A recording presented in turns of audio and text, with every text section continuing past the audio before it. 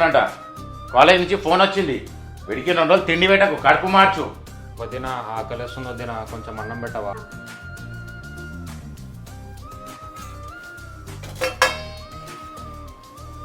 నీ రూమ్లోకి వెళ్ళి తిను. సరే వదిన. అన్నయ్య కాలేజ్కి వెళ్తున్నా, బస్ చార్జ్ కావాలి. పైసల్లో ఏం లేవు, నడుచుకుంటావో కాలేజ్కి. వదిన ఆ బుక్ ఇవ్వవా? కాలేజ్కి వెళ్తున్నా వదిన.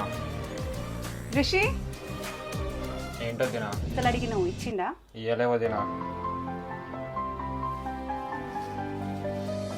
ఇగో వెళ్ళి. ఇంతనైనా తెలివుందా నీకు?